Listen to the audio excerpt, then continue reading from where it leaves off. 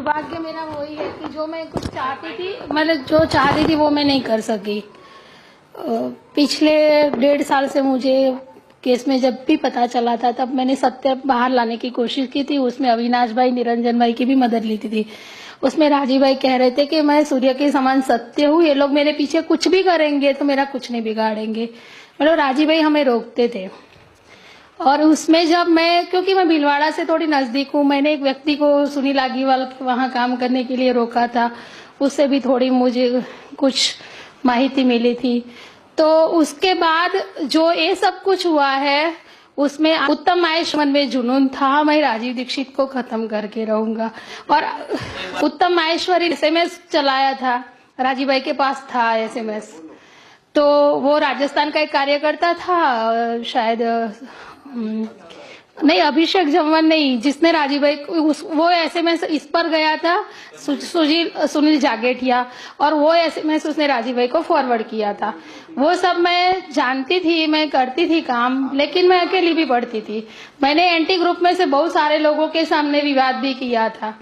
उन्होंने एक इतना गंदा पोस्टर बनाया था कि एक तरफ राजीव भाई का मकान, उसकी कीमत भी आंकी थी, दीपू भाई का गंदा स्टैच्यू, फिर एक तरफ गांधी जी, एक तरफ राजीव भाई, और वो गांधी जी की आंख में से खून के आंसू आ रहे हैं, ऐसा उन्होंने गंदा पोस्टर बनाया था।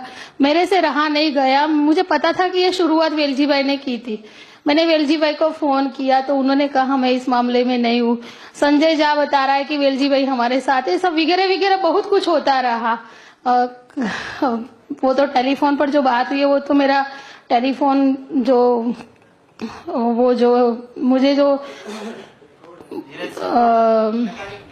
नहीं रिकॉर्डिंग फैसिलिटी तो फिर मैंने हटाई थी, वहां से की थी थोड़ी। लेकिन फिर इतना मेरे गांव भी ऐसा था, मतलब जो जहां से मैं एक ही जगह से जहां टेलीफोन से बिल डलवाती, वो भी साक्षी है कि मैंने लोगों से कैसे, तो वो सब मेरे से बातें होती रहती थी। उसमें मैंने एक ही चीज निकाली थी, ये लोग राजीव भाई को खत्म करेंगे, विचार के तौर से, शरीर के तौर से और परिवार के तौर से। और वो ही चीज अभी 3 तारीख को सुनील आगीवाल ने, क्योंकि अभी उत्तम माहेश्वर शांत नहीं था, राजीव भाई की सारी संपत्ति भारत स्वाभिमान में देने के बाद वो शांत नहीं था। उसका बड़ा रहस्य निरंजन भाई बताएंगे, क्योंकि श्री गोविंदाचार्य जी है, उसके साथ जो हमारी फोन पे बात हुई थी, उन्होंने कहा था कि मैं ये दोनों के मामले में समाधान करूंगा जब आप लोग हमारी बात मानोगे। मतलब कहने का भाव कि वो लोग पक्ष लेंगे। और हम गए थे गोविंदाचार्य जी के पास, हम जो राजीव भाई का जो गंदा उन्होंने जो एक आर्टिकल बनाया था उसके पास एडिटर के पास भी गए थे। तो हमने कहा था कि बिना तपास किए आपने कैसे छाप दिया। फिर गोविंदाचार्य जी ने कहा कि हमको थोड़ा वक्त समय दो और फिर हम बताएंगे। थोड़े दिन के बाद मैं फॉलोअप कर रही हूँ, गोविंदाचार्य जी फोन नहीं उठा रहे, फिर पता चला कि श्री उमा भारती आई हुई है वहां पर, तो वहां गए हैं। फिर पता रहे कि वहां ब्लड शुगर बढ़ गया, ऐसे वगैरह। फिर मैं पीछे पड़ी थी, मैंने उससे 1.5 घंटे की बात की थी, वो मेरे पास लिखी हुई है। उन्होंने कहा था कि राजीव दीक्षित को मैं नहीं जानता। मैंने बोला नहीं जानते हैं तो आपके थोड़े दिन पहले राजीव भाई को एक मेल किया है, कैसे किया है? मेरी हाजिरी में गुजरात में 2 बार गोविंदाचार्य जी राजीव भाई को मिले हुए हैं, वाराणसी में मिले हुए वगैरह, कई जगह पे मिले हुए, दीपू भाई के शादी में गए, क्या वो राजीव भाई को नहीं जानते? वहां से मेरा शक शुरू हुआ। फिर उसके बाद उन्होंने कहा कि राजीव भाई के चर्च उस पर मतलब राजीव भाई के जो व्यवहार है उस पर जो दाग लगे हैं, मतलब ये जो आंदोलन की संपत्ति से लेके जो था, तो उस पर जो दाग लगे हैं, एक जैसे फुब्बारे पर एक छोटा सा दाग होता है, जब फूलता है तो बड़ा दिखता है। तो मैंने बोला ये तो आप हमारे कार्यकर्ताओं को भड़का रहे हो, जैसे मुझे आज कह रहे हो वैसे आपने आगे वाले लोगों को कहा होगा। ऐसे बहुत सारी गोविंदाचार्य जी से बात हुई, मेरे से रहा नहीं गया। मैंने कुछ कार्यकर्ताओं को बताई, राजीव भाई को भी बताई। राजीव भाई ने बोला कि देखा जाएगा। फिर तो संपत्ति दे ही दी, फिर कोई सवाल ही नहीं था। संपत्ति देने के बाद भी जब आंदोलन की सारी संपत्ति जिस काम के लिए राजीव भाई ने इकट्ठा की थी वही काम के लिए जा रही है, उसके बाद भी वहां से पता नहीं कैसे वो था। आगीवाल रोज लगभग अभी तक वो 500-1000 सीढ़ी बांट चुका था दिवाली से पहले। तो वो जिसके पास सीढ़ी लेके जाता था वो कहता था तुम तो राजीव भाई के साथ काम करते, तो इतनी गंदी भाषा में वो राजीव भाई की बुराई करता था, बांट चुका था और इतनी गंदी, तो मेरे से रहा नहीं गया। तो फिर मैंने कहा कि मुझे अब ये लोगों को रोकने का एक ही तरीका है, क्योंकि जो बिल्डिंग में वो स्वानंद मंडल चला रहा है तो वहां पर जो अशोक कोठारी है उसके पास भी मुझे मिलने जाना था कि क्या राजीव भाई की छवि कितनी गंदी तरह से बिगाड़ता है। उसके बाद मेरे से रहा नहीं गया, मैंने यहाँ से वर्धा से कुछ राजीव भाई के अभी जो 12 स्वाभिमान के सेट है वो मंगवाए, 5-6 सेट आए मेरे पास कुरियर में। फिर मैं वो लेके वहां गई कि सुनील, पहले वो कोठारी जी के पास अशोक जी कोठारी है जिन्होंने राजीव भाई को कहा था कि ये जो लोग मांग रहे सब कुछ दे दो, मैं आपको दे दूंगा। लेकिन वो कोठारी जी भी अभी पीड़ा में है कि मैं राजीव भाई को पीड़ा दूर नहीं कर सका, मतलब सब जानता था वो। तो वो जो चीजें है वो मैंने सुनील आगीवाल से लगभग 2.5-3 घंटे बात की उसके घर में धनतेरस के दिन। तब से मैंने कहा था कि शायद मैं राजस्थान में इसीलिए यहाँ शिफ्ट हुई तुम्हारे नजीक के, तुम्हारे हाथ कोई गलत काम होने वाला है, गंदा काम हो रहा है तो मैं उसको तुमको समझाऊं और रोकूं। क्योंकि एक जिसको वो भी राजीव भाई भी हमारे गुरु है, हमारे आदर्श है, वैसे सुनील आगीवाल भी मानता था।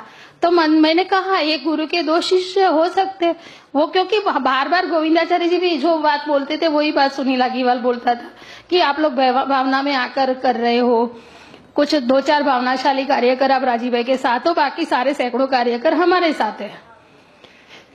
तो देखो गोविंदाचार्य जी ऐसे है वैसे, वो वगैरह वगैरह बात की थी। लेकिन फिर जाते जाते उसने मुझे ये कहा था कि जो चीज राजीव भाई के अंडर में है वो हम छीन लेंगे। अगर 10 साल में मुझे शर्म आ रही है वो माता पिता को, जो मुझे सेवा करनी चाहिए वो माता पिता को आज मैं दुखी कर रही हूँ। उसने ये कहा था कि जो मकान में राजीव भाई रह रहे, मेरे बेटे की कसम, धनतेरस के दिन कही है, उसने कहा है कि मेरे बेटे की कसम कि मैं राजीव भाई के माता पिता को और दीपू को वो घर से निकालूंगा। अब वो बेटा उसका अपना नहीं है, अडॉप्ट किया हुआ है। मैंने बोला तू कैसे आदमी है, खुद अपने बेटे की कसम खा रहा है, तुम्हारे कर्मों के भुगतान तुम्हारा बेटा कैसे करेगा? तो कह रहा है सच है तो राजीव दीक्षित अपने भतीजे की कसम खाए। मैंने बोला उसमें तुम लोगों की लड़ाई में, अहंकार की लड़ाई में बच्चे का कैसे कसम खा रहे? तो कह रहा है वो बात सच है आपकी। फिर उसको मेरी कुछ बहस भी हुई क्योंकि मेरे से सहा नहीं गया था उसने जो कहा। हरिद्वार में ये भी कहा था कि वो राजू भाई के बारे में भी उनको खत्म करने की कुछ बात। हाँ वो तो करते थे, हमेशा करते थे। हाँ मैंने कहा ना वो बार बार राजीव भाई के विचार और राजीव भाई नहीं, मैंने पहले कहा कि राजीव भाई के विचार और राजीव भाई को शायद सुना होगा आपने। हाँ मैंने कहा कि राजीव भाई को विचार, राजीव भाई का व्यक्तित्व, मतलब पूरा शरीर और सबको वो करने की वो लोगों ने एक कसम खाई थी, बार बार कह रहे थे। और आपको शायद नहीं पता है, कोई मेल, मुझे कोई शर्म नहीं आती एक बहन तरीके मुझे अपना नाम ऐसे करने में। एक बार जब ये लड़ाई में वो मतलब मेरी जो फोन पर लड़ाई होती थी उसमें सुशील अजमेरा ने पहले पापा जी से रात को फोन किया, पाटिल जी को फोन किया, भाभी जी को फोन किया और फिर मुझे फोन किया। मुझे इतनी गंदी भाषा में उसने फोन किया है मैं बता नहीं सकती। मैंने पत्र में लिखकर कुछ कार्यकर्ताओं को भेजा है। तो मतलब ये लोगों ने ठान ही लिया था और उसके पीछे जो बड़ी शक्ति थी वो मैं मानती हूँ एक राजकीय पार्टी है, जो अभी मेरे मुंह से जो जवाब निकला। मुझे कहने में कोई डर नहीं है। गोविंदाचार्य जी ने पूरी कोशिश की है कि राजीव दीक्षित और रामदेव जी एक साथ मंच पर, भारत स्वाभिमान के मंच पर नहीं बैठे। चाहे वो सत्य है तो मुझे अरेस्ट करे, मेरे पास कोई फाइल दर्ज कराए। असत्य है तो मुझे कोई भी एक्शन ले सकते, मैं जेल में जाने को तैयार हूँ। उन्होंने इतनी कोशिश की है कि राजीव दीक्षित स्वामी जी के साथ नहीं बैठे।